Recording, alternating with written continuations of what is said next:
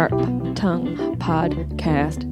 Beep, beep, beep, beep, beep. You're listening to the Sharp Tongue Podcast. I'm your host, Jessimae Peluso. It's a personal look. Well, it's not really a look because it's a podcast. I'm already fucking this up. This is kind of like a verbal comedy diary, a deep look into the crevices of my mind. It's gonna get dirty. You might cry. You probably laugh. Hopefully you'll laugh. The whole point is for you to laugh, but you also might cry. I talk about my family. I talk about farts. I talk about love, loss, comedy, how hard it is to make it in this biz. I'm a fucking professional. Each week it's something different. Sometimes I have a guest host. Sometimes it's going to be a movie companion episode. Sometimes I just ramble about the bullshit I dealt with the week before. You never know what you're going to get. It's raw, uncut, and funny. It's me. Hey everybody. What's going on? It's another grief survival guide episode. I've got my trusty notes because I'm a nerd, and this is episode 6, I believe we are at in the Grief Survival Guide installation. I know it's been a couple weeks. I think it has. I honestly don't know what day it is. That's how I feel lately. Just time is lost on me. This is Fear and Loafing. Get it? Like Fear and Loathing, but it's a loafing because of how I've felt in this stage of the process. I feel lost. Days I feel unmotivated, but I'm still doing a lot. And I honestly attribute that to being with my family, which you may hear screaming in the background, bloody murder. So I'm not even going to apologize for it because I know you guys are also going through the same thing where people are just screaming bloody murder in the background, and maybe there is actual murder. I would imagine that the murder rates have increased, the divorce rates and all of that. So I won't apologize for truth. Shout out to Scholars and what's the name of this damn store? It's in it's in Syracuse. I was gonna say upstate New York, but it says upstate of mind. Scholars and Champs downtown, right next to my favorite original Grainsters, OG, right downtown Syracuse, New York. Represent, support small. Fear and loafing. What does it mean? I have been eating everything. I've never been an emotional eater. So it's interesting what grief has turned me into. Luckily, I have an amazing system. Can you hear the children? I'll listen back, but they're screaming and door slamming in the background. My studio is really, really high tech. Well, actually, it is pretty high tech right now with all of my travel equipment that I stole from my Spotify podcast. Thank you guys. Shout out to Spotify. Coming to your ears soon. I digress. I have been eating everything. Okay. I have the most amazing system ever. What do you call it? Your metabolism. It's so strong. It's so fast. I have jokes when I used to do stand-up comedy, which I still do, and I'll be back out on the road again momentarily to run away from these children. Just going to get out on the road. You should just start stand-up comedy to get away from your kids. Truly. I love them. They have been a bright, bright light. But aside from all that, it's so fortunate that I poop a lot. That's the point. The fear and loafing has to do with how much food I'm eating and the fact that I poop a lot. And you guys are like, gross. We don't want to listen to your poop schedule. We don't want to know that, but you need to know that to understand that I can emotionally eat because it goes in one way and comes right out the other way. So I've been having a lot of fun with that. I'm in the balance of doing some destructive behavior, some semi-destructive behavior, and also being very, very consistent with my healthier stuff, working out every day. I wake up, I meditate. First thing I do is I meditate. I drink my mud water, which, oh my God, before I forget, and I already put it in the beginning of the show notes, we are partnered up with Mudwater again. If you go to mudwater.com/Jessimae, you can get 15% off your Mudwater. And I'm not someone who likes to hawk products. You guys know that. I drink Mudwater every damn day. That's a part of my routine. Use code Jessimae Mud to get 15% off. Jessimae, MUD.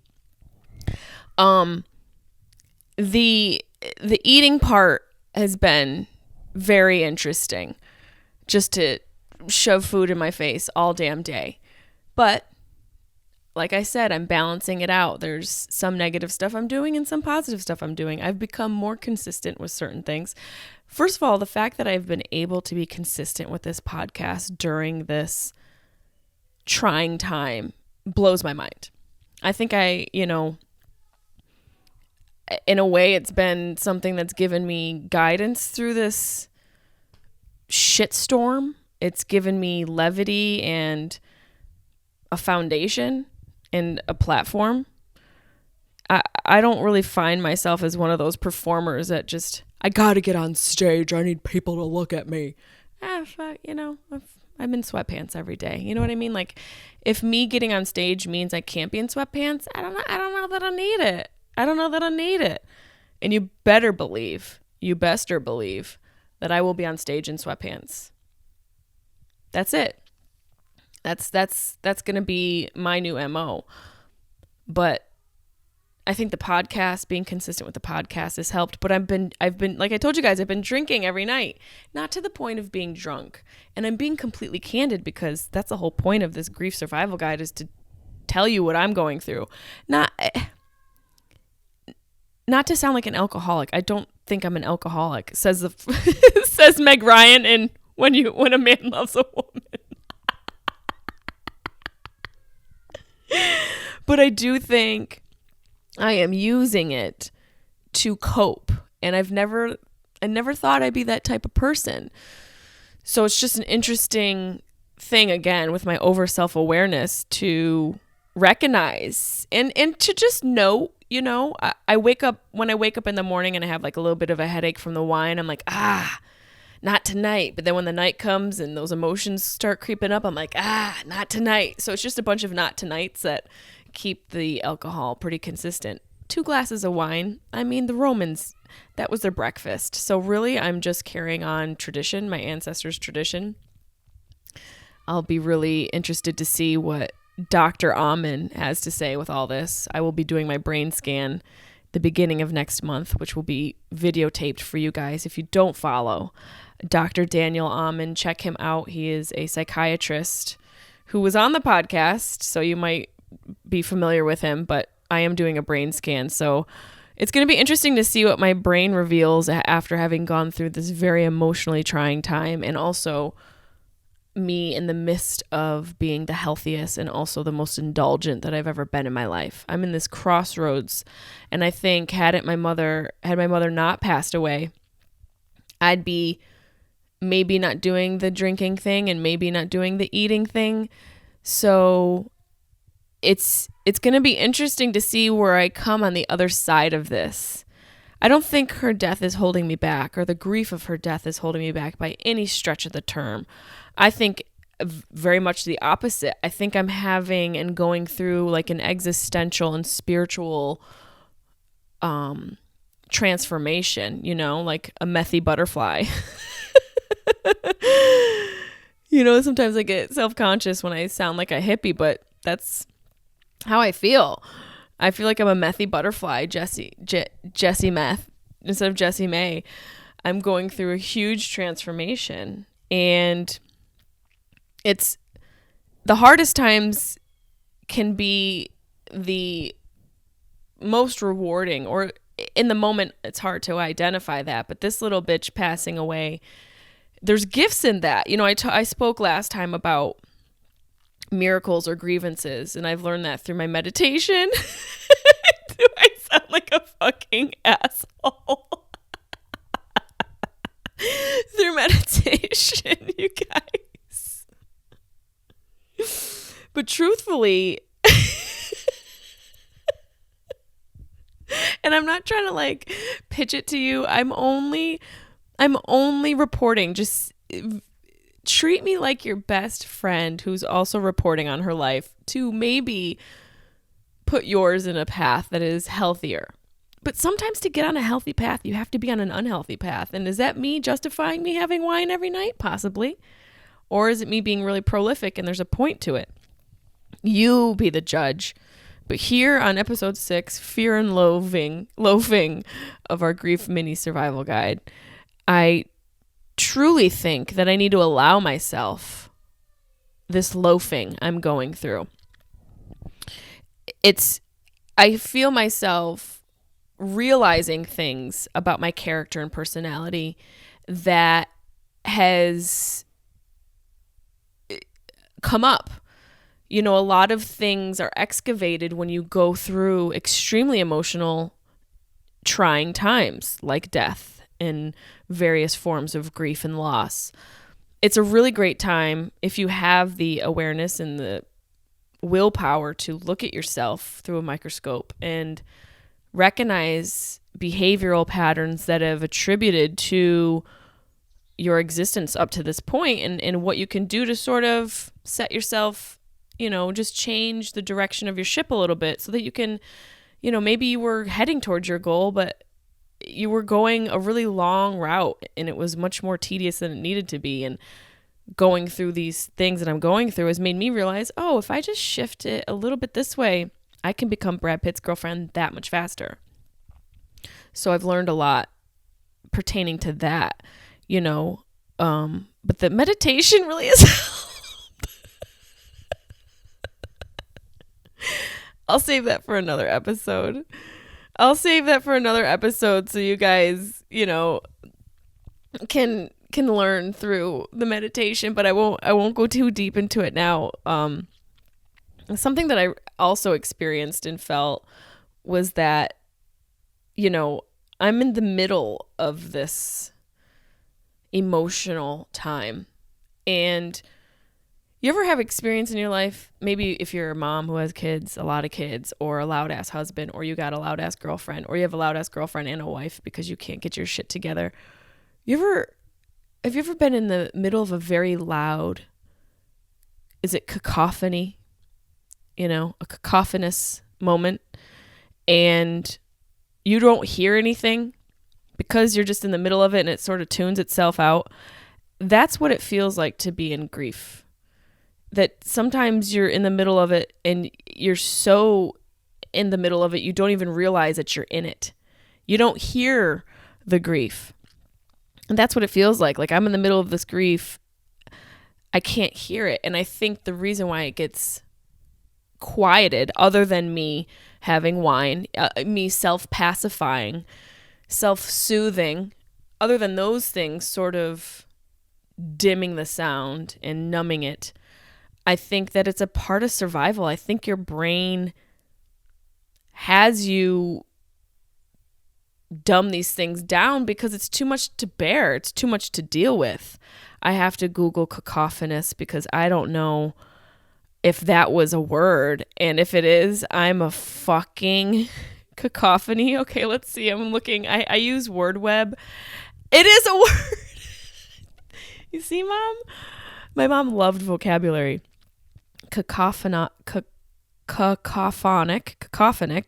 and cacophonous. Boom, right there. Cacophony. Cacao. I truly think that grief, it's almost like the smells and the limitations we have to certain senses. Like you can only see so many frames, and you only smell something for so long, and your system will shut it down so you don't really smell it, and then you have COVID, and then you'll smell it again. It's the same thing with emotions.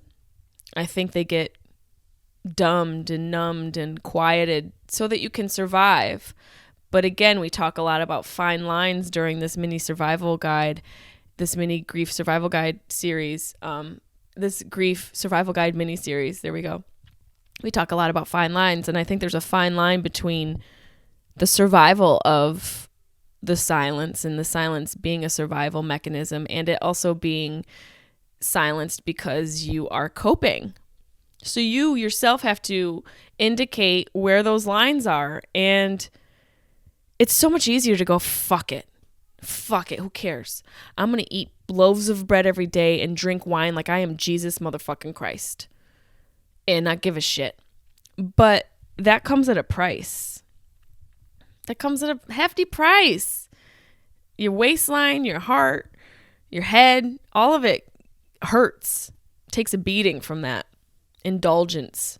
So while I'm navigating the lines and where I need to draw them for myself, I also am cognizant of the fact that I need to give myself a fucking break. We all do. And I think that's one of the main reasons why my mom decided to go. She was done.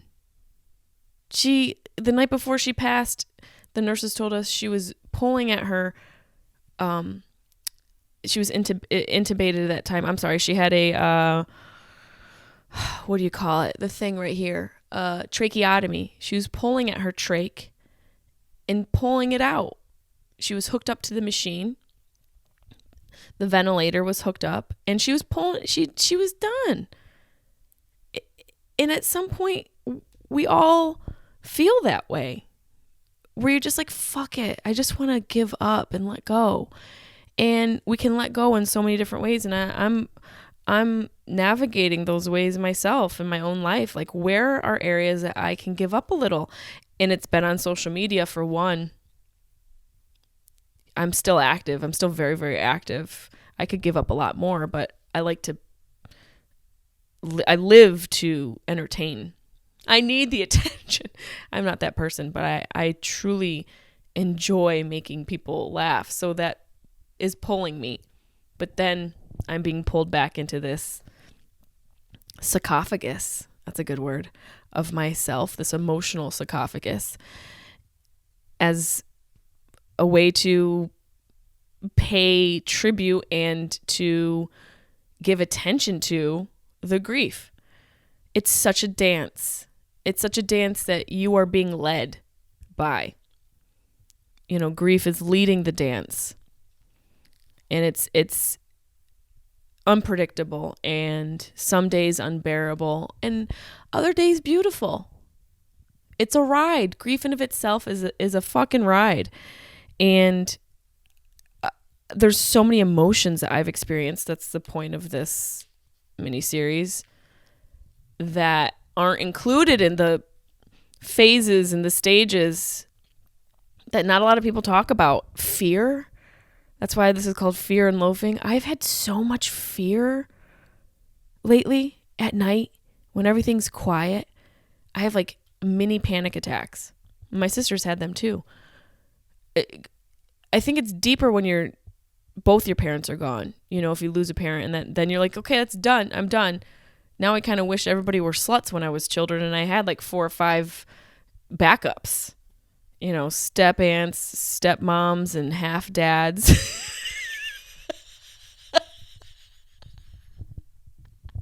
Half dads. Coming out on NBC this fall. Half dads. So you won't be lonely when one of them dies.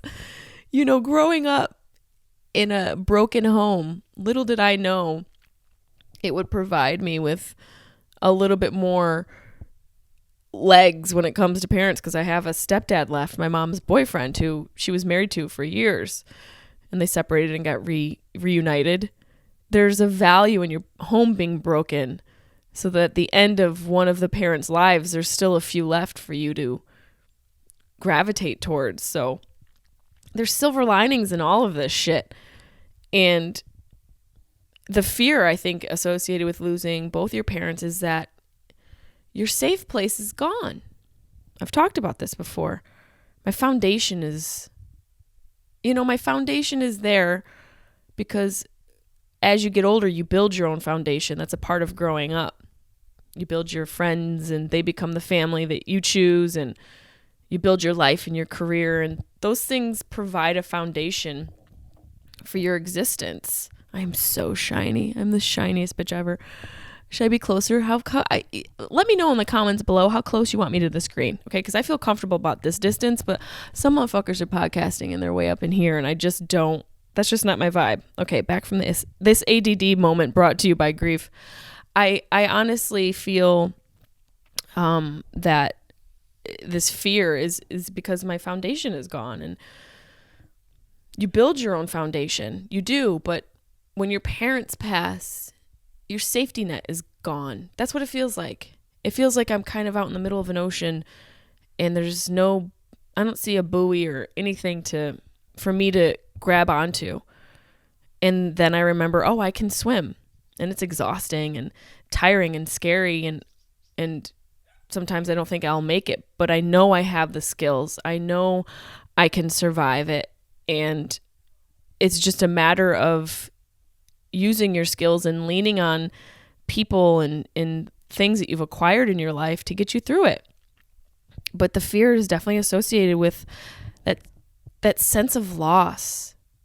And because they're gone, it feels like a piece of me is gone, and I have to build my foundation myself now. I have to take the tools that I've acquired up to this point in my life and the things that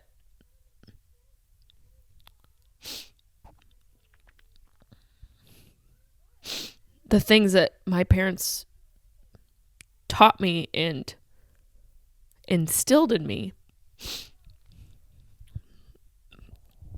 and use that to put into whatever foundation I'm building for myself. But fuck, there's so much fear. There's a lot of fucking fear. And people don't really talk about that. And I was watching this TEDx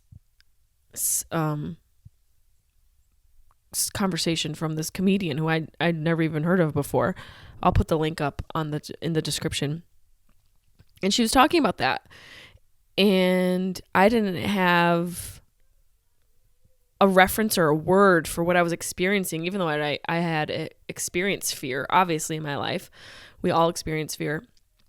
But I didn't know that's what I was experiencing now. I couldn't identify it because why would I be afraid?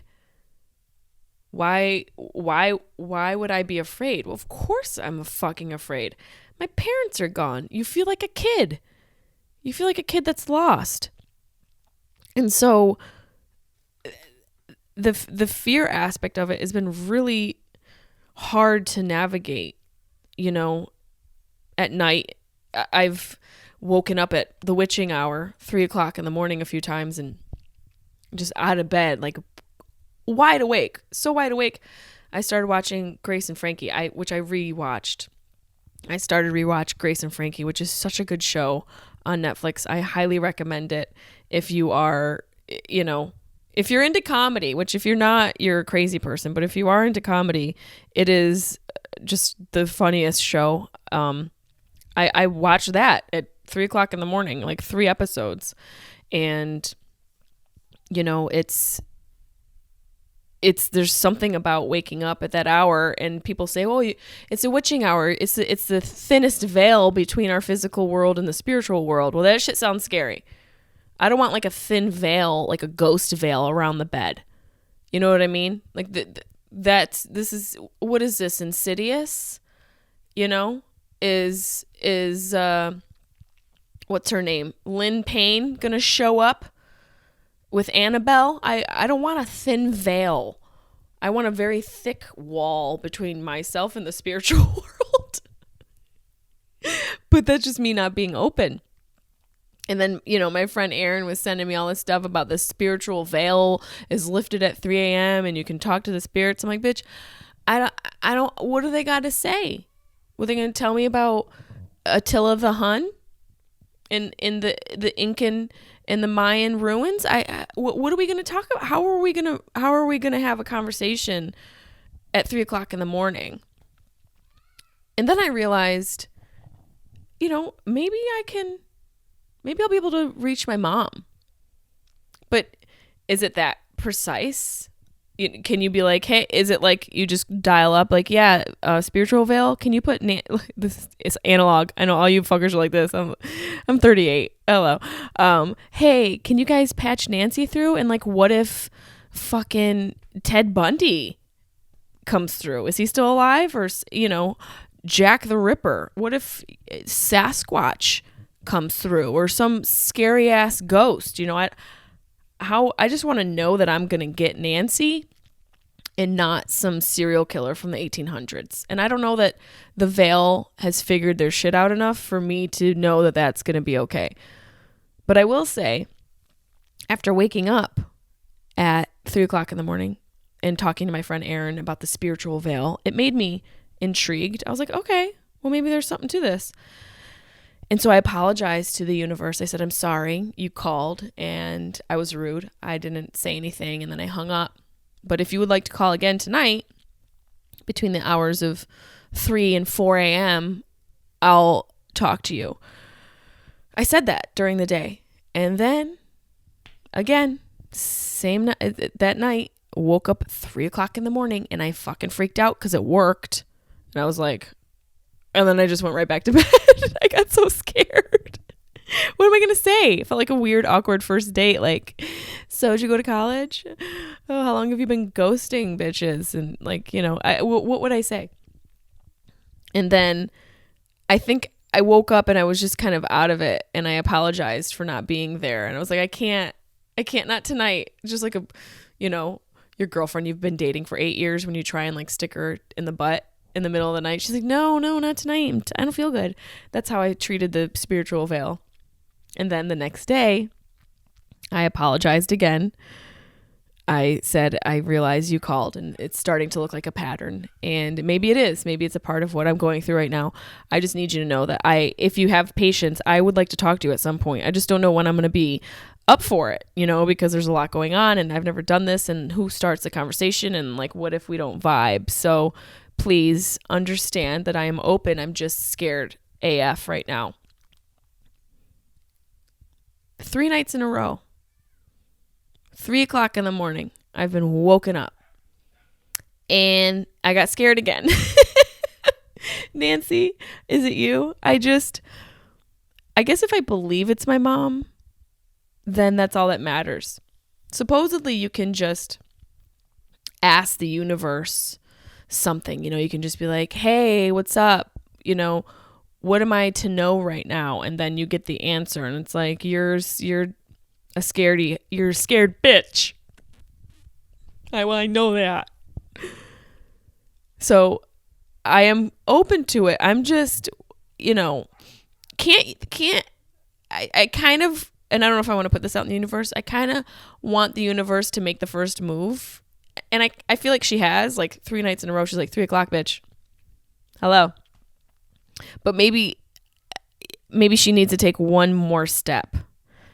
I feel like she needs to take one more step because, first of all the carbs I'm eating make me very exhausted. All the bread. I've been eating all the fucking bread. Fear and loafing to the fullest. The Columbus Bakery bread in Syracuse, New York. If you come to Syracuse, New York and you do not go to the Columbus Bakery, you are losing out and you don't like God. That's facts. The greatest bread. It goes bad in like 3 days, which bread should. If you're eating the right bread, it should be hard. It should chip your molar on the 3rd day. I've eaten a lot of that bread. I've eaten bread, just whatever, cookies and muffins and all the shit that I normally don't eat. Eating it. Yep. Just fucking whatever. Put it right in the pie hole. I put pie in the pie hole. And, I think having all of that has made me very groggy. And so I need the universe to understand that between the grief, the loafs, and the tears, by 3 o'clock, I'm not myself. So I need her to be patient with me, is what I'm saying. I really need her to just chill out and give me a moment to breathe. And the other thing that's happened is, like, I'll hear noises and I just, if you hear a noise at 3 a.m., it's not the house settling. It's the spirit of a World War II soldier. Everyone knows that. It's not an old house. It's an old general. It's Gerald Swanson from the 17th Battalion. I was going to say pavilion. So I've just been afraid. I've been afraid of a lot. I've been afraid of my future. I've been afraid to make that step to know where I'm going to live next. And I've been afraid to do anything. And no one talks about the fear associated with grief. It can be lonely, but honestly, being here with my sister makes me want to stay here longer. I feel like we both need each other. We're each other's rock. And the thought of leaving her here, even though she has this beautiful life, it hurts my soul. And so maybe, maybe I'm meant to be here. Maybe everything happens for a reason, Even though it sucks that I lost her, that we lost her, maybe I was meant to come back here to reconnect with my youth and my childhood and myself as a young girl. I think we all lose that as we get older, so we can conform to society and societal norms. We navigate further away from our childlike wonderment and awe, and we step into these rigid, wonderless, unimaginative careers and jobs and surrogates that we step away from our true self. We start living a lie. And not that I've done that. I love my career. I love what I've achieved. I love what I've done. And I've achieved success in an industry that's very rare. There's not many people like me out there making a living doing what I do. So I'm not equating my existence to some stagnant life that's, just clocking in and clocking out and working for the man. I'm fortunate in that sense. But I do think that we all sort of lose our childlike wonderment and our childlike awe because of how society is set up. It's almost a natural progression for most people. And to reconnect with that is to reconnect with love. It's to reconnect with purity and with innocence. And that's the one thing we try to protect and give to children. And we forget to give it to ourselves as adults. So I think that me being here is a part of me trying to achieve that, reconnect with my childlike self and realize that I have love. I have everything I need. I have family. Even though my favorite person is gone, I still have Emily. Right out there. I can see her right now running around with the dogs. My first fucking audience member out there. She used to make me do all sorts of crazy, stupid, silly shit for her. She still does. We laugh so hard. We laugh our asses off. And she just sent me a text message, cookies, because we've got special cookies that just were hand delivered to the house. So it's going to be a good motherfucking day. And that's all we can hope for, are good motherfucking days. Just like my nephew said when I told you guys last time when he piled the bed with all the stuff from my mom's house. I just needed a memory. Just needed a good memory. And he's like, we had a good day. That's all. That should be what people's goal is, to have a good day. Or a great day. You could have a great day. And it's about your mindset. But the purpose of this is to let you know that your mindset is going to be fucked up through your healing process. And I'm talking to myself. And I'm talking to you. It is a healing process that grief is. And right now I'm feeling a lot of fear and I'm bloated. Which makes me want to answer some calls for the podcast. You guys ready? Let me get this sound up. Okay, let's do some calls here. Again, I have not screened these. I probably should. Some of them are weird, bad, and awkward, and a lot are great. Hello, Jessimae. It's Seal, the singer. Kiss on the Grave, the Rose song. Batman, it was on the soundtrack. High Gloom. I'm good friends with Jonathan Stamos, and he, we've been having drinks, and he put me up to it, but I'm here to sing you a live version of my only song I've ever recorded, and it's Kiss on the Rose from the Grave. I'm not sure of the words because I've been drinking, but here we go. Love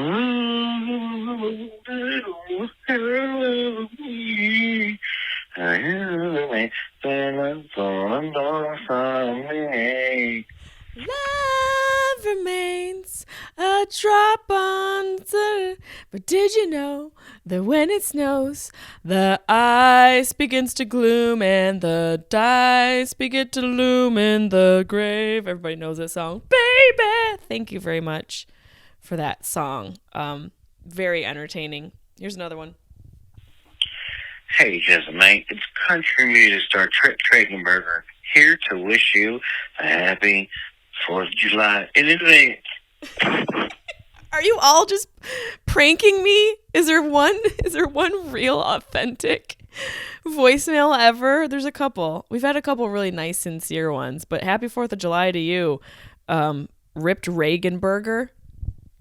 Let's see. Oh, hey there, Jessimae. It's country superstar Trent Travers, and I just want to let you know I'm a big fan of yours, but I'm an even bigger fan of Josh Wolf's. So I thought it'd only be right if I wrote a song for him. I'm doing a cover of My Girl. It's called Josh Wolf. Here we go. I got Josh Wolf on a cloudy day. If any male comic could make me gay, I bet you'd say you're definitely really gay. I love that you love Josh Wolf. I was just on High Live last night. So, I mean, I support that. I support you being a bigger fan of his. Thank you so much for calling my podcast and tell me you love him more. Why don't you just call him, you pussy shit? Give him a call. I'm going to play that for him. I'll send that to him. I wonder if I can do that right now. Let's see if I can send this. Nope, I can't. We'll figure that out later. One more. Here we go. Let's see. So, Jessimae, this is Mike from Colorado Springs again. I'm not going to blow your phone up every day. After, I was checking you out on the church. So then I jumped over to your podcast, that YouTube rabbit hole, and came upon, I think it was your day drinking episode. You were grieving your mother and the holidays and everything. And, it's crazy because these past holidays were just hard for me. My mother passed about 5 years ago, but so I can definitely relate to you. My parents are gone as well. Just know that it gets better, and for me at least, the holidays and birthdays are the worst times of the year, but it does get better with time. Just know that. But that's crazy, right? Yeah. So now I'm checking out your podcast and. Just keep doing what you're doing. Hopefully, things open back up, hopefully by the summer this year. You can get back out on the road and do all that good kind of stuff. Anyway, keep doing what you're doing. Yeah, that's it. Bye-bye. Stoned. Mike from Colorado was stoned. Thank you so much. That was really sweet. See? 1 out of 5 ain't bad. We get a few prank calls, and we get Mike from Colorado, who's all stoned and emotional. We've got one more, and the transcript isn't available, and I'm scared.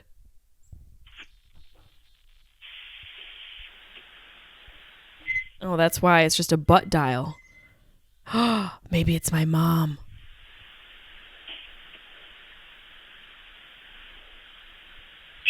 She could be sending a message from the thin spiritual veil. It was Nancy. Did you guys hear that? I don't know what the fuck that was. It was a butt dial. Thank you for your butt dial. Thank you, everybody, for calling. If you want to call in to have your voicemail featured on the podcast, call me. 513-916-0930. And I agree with Mike. I agree that it takes time. I think, that's the irony of time. It's this creation that we made, we really don't understand, yet it's the thing that causes the most pain and the most healing. So time, I have an issue with time, and I don't, because I know it's all in due time. And so I'm just in this area of trying to figure out how to deal with my fear, and the way I've dealt with it is to eat a lot of bread and drink wine. The Christ way. I'm getting biblical in this bitch right now. This grieving stage is biblical. And I feel that if I were alone, I would not be able to handle this. And I don't know how people handle it when their parents pass and they're alone. We've talked about it before. But I want to thank you guys and express my gratitude more. It's just, this has really saved me through this process. And, getting back out on stage is a goal of mine. I can't wait to do it, and in due time I will. But until then, we've got this. We've got BAM Live, which that went up last week. It was so much fun. Bong and Movie. We did that last week. We did the movie The Thing, which is one of my favorite movies. So that's how we're going to do it for now. Is it's going to go live on my Facebook and YouTube page. You can buy badges and stickers and comments if you want. You can support it however you want to. And it's available. It's there. It's on my Facebook page now. It's on my YouTube page now. So check it out. I think the next movie we're going to do is either going to be Little Shop of Horrors or Edward Scissorhands. I definitely want to do Labyrinth. I want to do The Neverending Story, Goonies. There's so many movies I want to do. If you have movie suggestions for BAM, email them to me, jessimaepelusocomedy@gmail.com. And I want to let you know that fear is coming for you. But fear is fuel, much like anger. And it's an emotion that needs attention. And I realize that I've been feeding it instead of starving it. So maybe I need to starve it a little, and I need to gain control, and I need to lift the spiritual veil and talk to Nancy, and I'm going to do that and see what comes of it. So that will be interesting, and I will definitely fill you guys in on the next Grief Survival Guide episode. And I will talk, the next episode will be all spiritual veils completely lifted, and I will manage my fear so that I can be fully present at the 3 a.m. witching hour. You guys are amazing. Thank you again for your support and listening. And where do we go when we die? This is a question we've been asking. If you want to email me your suggestion where you think we go when we die, go ahead. It is jessimaepelusocomedy@gmail.com, and put it in the subject line if you think of it. But if not, that's okay too. That's okay too. We don't mind. We'll just do a little bit of scooching around. Okay, there's a couple here that I want to look up. A couple people emailed. Let's see. Hold on. Where do we go when we die? Where do I think we go? Like I said, with that eulogy by the physicist, everywhere. I believe in that. I think we kind of go everywhere when we pass away, and we go around the people we love, and we turn into farts, and we turn into energy and sounds, which is just, it basically sounds we just turn into farts. That's what it sounds like. But I think it's deeper than that. Okay, this I don't know if we read this one. There's a couple here. Okay, Ashley, okay, she said, if you read this, my name is Ashley, but if not, have a nice day. Let's see. Hi there. I love your comedy and subscribe hard to your badassery in the grieving process, especially as a female. Girl power. Anyway, when we die, two things. I think Bob Weir from the Grateful Dead is a beautiful analogy about the poet Neil Cassidy. Talk about a space cadet who, when died, the same night was free of time and space and allowed the song The Other One to be written. Wow. Did he? Wait, so he wrote a song when he was dead? Oh, God. Okay, maybe I read that wrong. Did you guys understand that? So I think Bob Weir from the Grateful Dead is a beautiful analogy about the poet Neil Cassidy, who when died, the same night was free of time and space and allowed the song The Other One to be written. Maybe you guys understand. It sounds like he was able to write a song based on feeling the emotions of when his friend died. But she says, so my dad died, and I've been hiking this ridiculous trail that led from the ocean to this volcano. It was unusually fast going uphill. Who's fast uphill? After I got back on the road, I called him around dusk and had a really great convo. Then later on that night, EMTs were at my house. Main point, energy is never created nor destroyed. So if it is the will of a sentient being, it will happen with the law of averages of the universe, aka your mind is fucking powerful, so it will be powerful when you die too, if your will is. That's beautiful. I think that the actual forms of energy that are conducted every day in the world, high gravity, love you girl, then if you think about how water changes molecule structure when you have a happy label and a sad label, it's really beautifully written. If you read this, my name is Ashley, but if not, have a nice day. I think your first paragraph maybe just confused me because I wasn't sure what you were referring to, but I do think being dead, you're saying that you're free of time and space. And I agree with that. I think you are released from those concepts that we've sort of created and have adhered to as sentient beings. But I love your main point. Energy is never created nor destroyed, just like the eulogy by a physicist. So if it is the will of a sentient being, it will happen with the law of averages of the universe. Your mind is fucking powerful, so it will be powerful when you die too, if your will is. I love that. And my mom had a very strong will, so according to you, she's still around and she's still strong. And I'm hanging on to that. And you guys hang on another day, because tomorrow is unknown and it could be wonderful. And it will be wonderful if you wake up and think of it as so. I'm going to have a good day today, And if it gets shitty, there's always wine and bread to nibble on, because Jesus said, the body and the blood of Christ is for my child. I don't know if he said it that exact way, but I'm pretty sure he did, because him and I are totally tight. And speaking of totally tight, you guys are amazing. You probably thought I was going to make a vagina joke, but I'm not. Keeping it classy. Thank you guys so much for listening and for subscribing. Share with your friends. Please check out BAM on YouTube, and we'll see you next time. Thank you guys so much. Until then, we'll see if Nancy visits me at the witching hour.